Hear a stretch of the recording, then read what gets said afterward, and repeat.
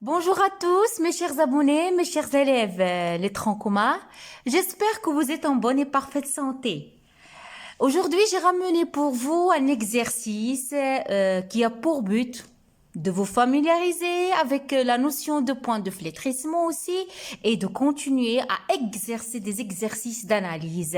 C'est-à-dire, vous devez apprendre cette habitude d'analyser, de savoir comment analyser, comment faire un commentaire et comment donner une conclusion. Quand vous voyez le document 3, oui, l'image elle est bien claire. Qu'est-ce qu'il représente le document 3? Lorsque ce sont des courbes, oui, effectivement. Lorsqu'il vous demande le titre d'une courbe, donc je risque en axe des ordonnées en fonction d'un axe des abscisses. Donc, qu'est-ce qu'il représente ce document-là? Il représente la variation de l'humidité, rutuba, en fonction de la texture du sol.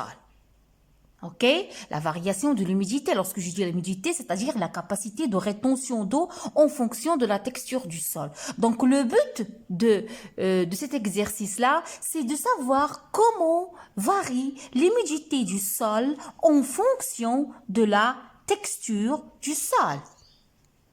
Donc la première question qu'on va traiter, c'est analyser la courbe. On doit analyser la courbe, essayer de décrire ce qu'on voit sur cette courbe-là.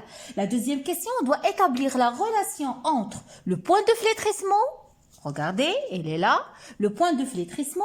Quelle est la relation entre le point de flétrissement et la texture du sol? Et quelle est la relation entre la capacité de rétention en eau et la texture du sol? Donc, essayons d'analyser ces courbes-là. Donc, je vais commencer dans l'axe des abscisses. Qu'est-ce que j'en ai? Comme vous voyez, on a la texture du sol qui est décroissante. Donc, on commence du sable, le limon, l'argile. Comme vous voyez, des grosses particules vers des petites particules. La texture, elle est dite décroissante. Donc, comment varie le point de flétrissement, comment varie la capacité de rétention en eau en fonction de la texture du sol? Qu'est-ce que vous pouvez me dire? Donc, ça c'est facile. Ce que vous observez, vous essayez de le traduire sous forme de phrase simple. Je commence par le point de flétrissement. Donc, comme vous voyez, au fur et à mesure que la texture du sol diminue, c'est-à-dire en allant du sable vers le limon, vers l'argile, qu'est-ce que vous observez? Comment elle est la courbe de point de flétrissement? Elle est décroissante ou bien elle est croissante? Elle est croissante. C'est-à-dire, au fur et à mesure que la texture du sol diminue, on constate que le point de flétrissement augmente. La même manière pour la capacité de rétention d'eau. Regardez, en allant du sable vers le limon, vers l'argile, j'observe, je constate que aussi la courbe de la capacité de rétention en eau, elle est croissante. C'est-à-dire que la capacité de rétention d'eau augmente au fur et à mesure que la texture devient décroissante. Ça, c'est clair. Vous avez bien saisi ça. Une autre courbe qui montre quoi? Cette dernière courbe qui est, si vous voyez très bien, qui est dessinée en pointillé, ça représente quoi? La capacité de rétention d'eau pour un sol humifié. Ça veut dire quoi un sol humifié? C'est un sol dans lequel on a rajouté l'humus. Je vais revenir dans une autre capsule pour expliquer la notion d'humus et l'humification. Donc, qu'est-ce que vous observez? Si vous allez comparer la capacité de rétention de ce sol-là qui contient l'humus et ce sol-là qui ne contient pas l'humus, qu'est-ce que vous allez me dire?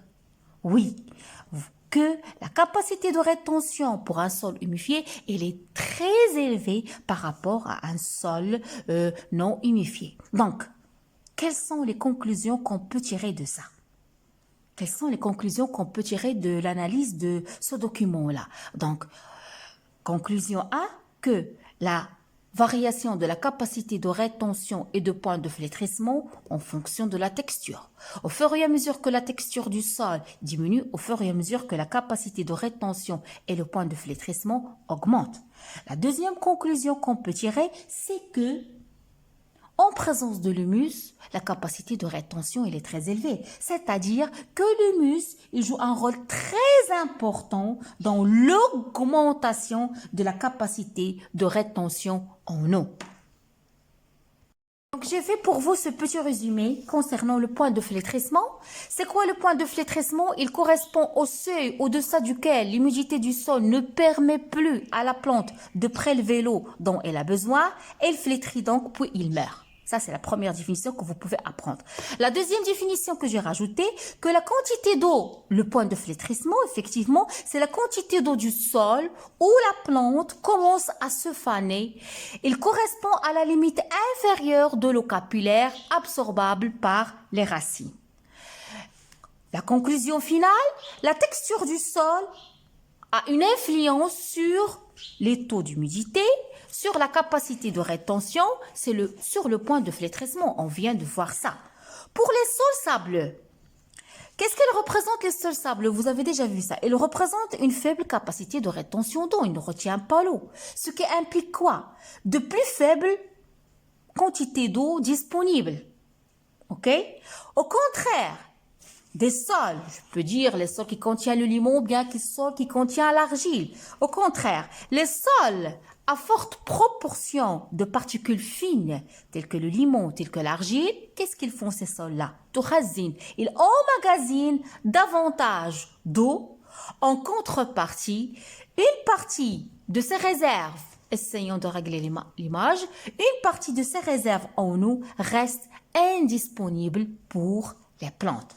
Donc, mes chers élèves, j'espère qu'à travers cet exercice-là, le problème de point de flétrissement il est résolu. Vous avez bien compris. Abonnez-vous à ma chaîne, laissez-moi des commentaires. À bientôt.